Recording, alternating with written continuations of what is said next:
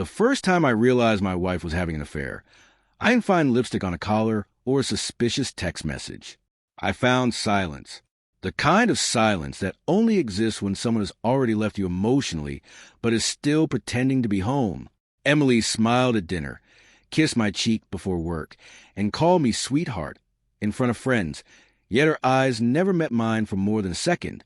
She believed I was too gentle, too trusting, too weak to notice. She had no idea that every lie she told became another piece of evidence. By the time she checked into a luxury hotel with her lover, I had already prepared the one gift that would destroy everything she thought she had built. My name is Daniel Carter, and I had spent 12 years building my software company from a tiny apartment into a business worth millions. Success never changed me, but it changed the people around me. Emily used to celebrate every small victory with me, yet over the last year, she became distant. She started working late despite having a simple marketing job. Expensive perfume appeared on our dresser. Weekend business conferences became common. Friends insisted I was imagining things because Emily acted like the perfect wife. I smiled, nodded, and quietly began watching instead of questioning. The first real clue came from a hotel rewards email accidentally forwarded to our shared family inbox. She quickly claimed to belong to a client meeting, but something about her nervous laughter stayed with me.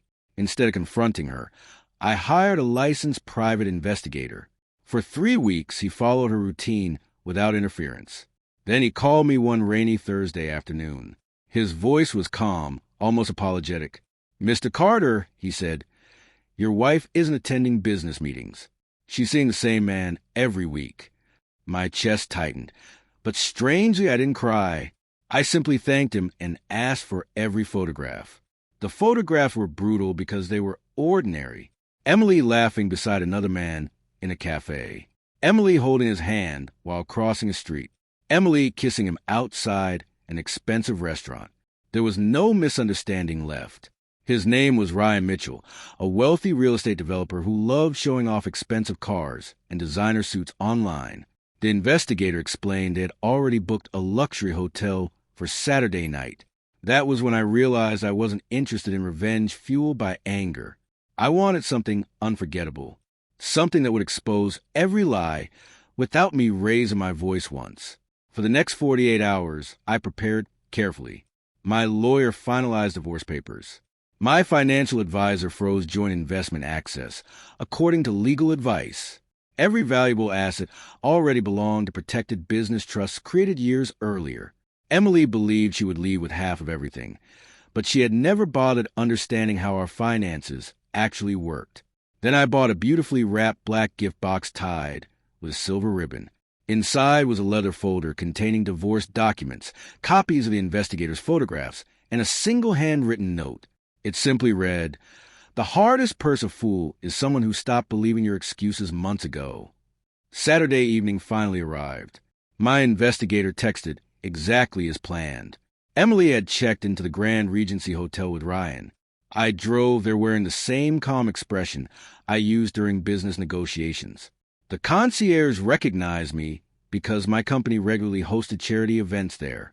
Without causing a scene, I asked the hotel manager to deliver the gift box to room 1708 exactly 15 minutes after check-in, explaining it was a surprise anniversary delivery.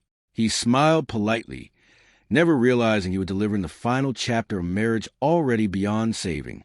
Then I sat quietly in the hotel lounge, waiting. Exactly 18 minutes later, my phone buzzed. The investigator standing across the street had captured everything. Ryan opened the gift first, expecting champagne or chocolates. Instead, he found the photographs proving Emily had been secretly lying not only to me, but also to him. The investigator had uncovered another shocking truth. While following them, Emily had been telling Ryan that we were already divorced and that I was desperately trying to win her back. Ryan stared at the documents, then at Emily, whose face turned completely pale. Through the hotel window, I watched their argument explode, unaware that an even darker secret was about to surface. Ryan stormed out of the hotel room, but he didn't leave the building.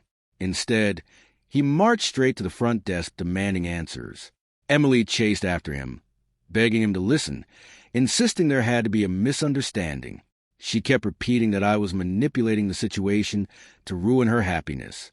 Ryan wasn't buying it anymore. The photographs, hotel records, and timeline painted a different story. While they argued loudly in the lobby, the investigator sent me one final file he had been saving. It wasn't another photograph. It was a video recorded 2 weeks earlier, and it revealed a truth neither of them expected. The video showed Ryan meeting privately with another woman in a restaurant across town. They weren't discussing business. They were laughing about how easy it had been to convince Emily that he truly loved her. Ryan admitted he never planned to marry her. He only wanted access to wealthy social circles and believed dating my wife would help him build connections. The woman teased him for playing 2 women at once, and Ryan proudly replied that Emily would believe anything as long as she felt special. Watching that video, I realized the trail had finally turned against the people who created it. The investigator delivered the video anonymously to Ryan's phone while he stood in the hotel lobby. Seconds later, his confidence disappeared. Emily watched his expression change from anger to panic. He slowly looked at her, then at the screen, unable to explain what she was about to see. She grabbed the phone and played the recording herself. Every word hit her harder than my divorce papers ever could. The man she had trusted with her future had secretly mocked her behind her back. For the first time that night, Emily wasn't thinking about me. She realized she had also been deceived. She tried calling me over and over again, but I ignored every call. A few minutes later, a single text message appeared on my phone. "Daniel, please let me explain. I made the biggest mistake of my life."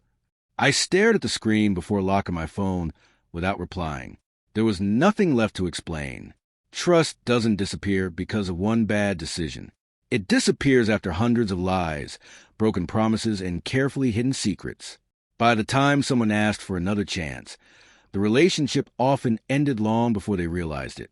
3 weeks later, the divorce hearing was brief. Emily's attorney attempted to challenge our financial arrangements, but every asset had been legally protected years before any affair began. The judge approved the settlement without unnecessary drama. Emily walked out with far less than she had imagined, while I left with something money could never replace: peace. Friends who had quietly doubted my suspicions finally understood why I had remained calm instead of reacting with anger. Revenge had never been my goal. I simply refused to let someone else's deception decide the rest of my life. Months passed, and my business continued growing faster than ever. I hired new employees, expanded into international markets, and spent more time with the people who had supported me from the beginning. One afternoon, I received an unexpected letter. It was from Emily. Inside was a handwritten apology filled with regret, admitting she confused excitement with love and loyalty with weakness. She wrote that losing everything had forced her to face the truth about herself. I folded the letter, placed it in a drawer, and never answered. Some chapters deserve acknowledgement, but they don't deserve a sequel. A year later, I walked past the same luxury hotel where my marriage had ended. The building looked exactly the same, but I wasn't the same man anymore. I had learned that strength isn't measured by shouting the loudest or seeking revenge. Sometimes the strongest decision is staying calm while the truth exposes itself. Emily believed I was too weak to notice her affair. In reality, I noticed everything. I simply waited for the right moment to let honesty speak louder than anger ever could. As I smiled and walked away without looking back, I knew I had finally won my freedom.